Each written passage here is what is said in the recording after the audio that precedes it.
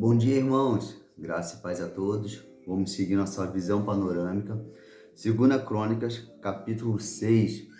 Nós vemos que esse episódio do capítulo 5 e capítulo 6, eles estão muito conectados a alguns assuntos, como o assunto da adoração.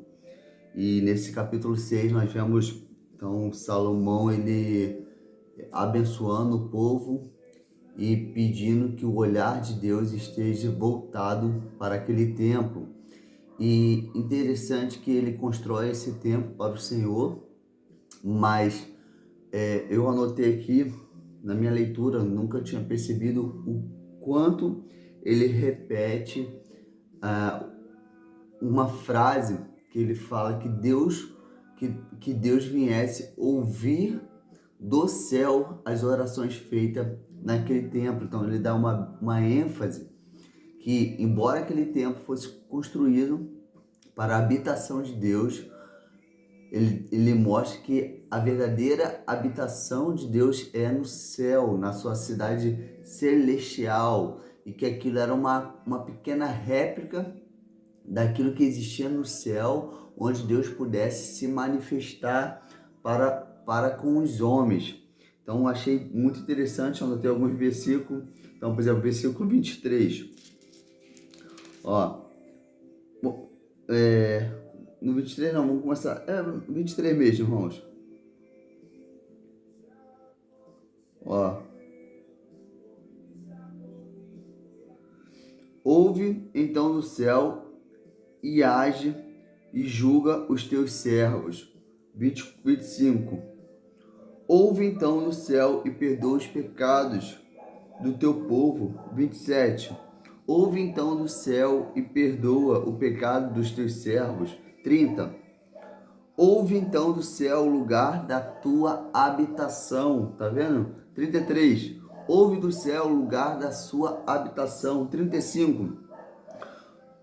Ouve então do céu a sua oração e a sua súplica. 39.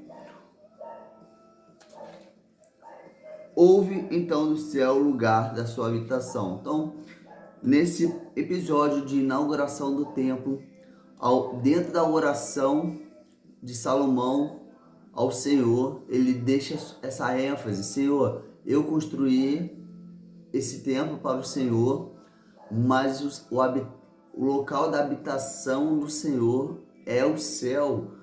E eu construí isso como uma réplica. Eu sei que esse templo não pode conter o Deus Criador dos céus e da terra. O Senhor é muito maior do que esse prédio que eu construí.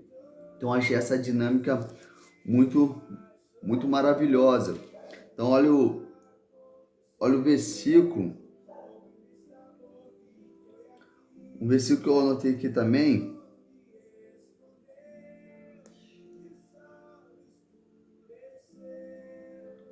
O versículo 38. Se voltar a ti de todo o coração e de toda a alma, na terra do seu cativeiro, a que os tenha levado cativos, e orarem e voltarem para a sua terra, que deixe seus pais, para a cidade que escolheste, e para o templo que edifiquei ao teu nome.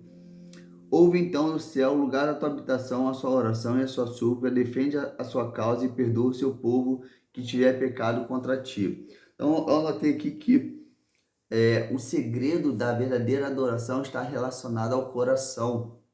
Então, por exemplo, num ambiente de adoração, a gente pode ter um monte de pessoas cantando louvores a Deus, e a gente pode ter uma pessoa bem em silêncio naquele ambiente, e pode ser que aquela pessoa que está em silêncio, ela está em um nível de adoração muito maior do que aquela que está simplesmente falando palavras a Deus, porque a verdadeira adoração ela não está relacionada à quantidade de palavras, mas ela está relacionada a uma postura diante da presença.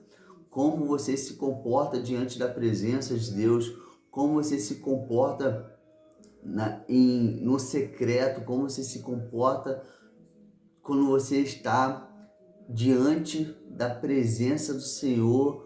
Você está pensando lá fora, você está pensando no que você vai fazer no dia seguinte, você está pensando no lanche que você vai comer depois do culto, ou você está ali totalmente conectado com aquela realidade manifesta da presença de Deus, você está com o seu espírito inclinado ao Senhor. Então a verdadeira adoração ela está relacionada a isso. Eu falei que no capítulo 5,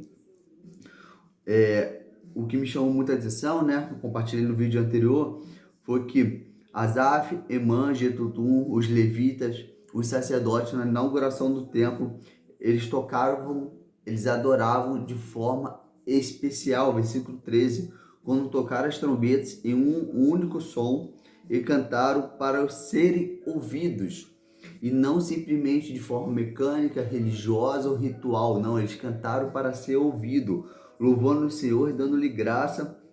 E quando levantaram a voz com trombetas, símbolos e outros instrumentos de música, e louvaram o Senhor cantando, porque Ele é bom, porque o seu amor dura para sempre. Então eles estavam cantando o caráter de Cristo, as suas qualidades, seus atributos. Deus, ele não tem imperfeições, tudo em Deus é perfeito, tudo em Deus é qualidade. Amém, irmãos?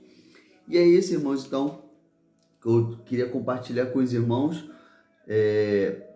a minha observação na visão panorâmica do capítulo 36, que é essa ênfase de repetir tanto o versículo que Deus ouvisse do céu a oração, essa questão essa questão também da adoração conectada ali o capítulo 5 e o capítulo 6. No versículo 21 também me chama a atenção, me lembra um episódio que ele fala assim, ó: ouve as súplicas do teu servo e do teu povo Israel, quando orarem, voltado para este lugar, sim, ouve do céu o lugar da tua habitação e perdoa. Então, por exemplo, nós temos o cativeiro babilônico, que Daniel estava no cativeiro e ele orava 3 vezes ao dia, voltado para Jerusalém, ou seja, voltado para o templo, porque ele sabia que havia uma súplica de Salomão que Deus respondesse àqueles que estivessem orando voltado para Jerusalém de todo o coração para ser ouvido. E Daniel foi ouvido lá no cativeiro babilônico, em cima dessa oração de Salomão. Amém? É isso, irmãos. Graça e paz a todos. Até a próxima. Fui!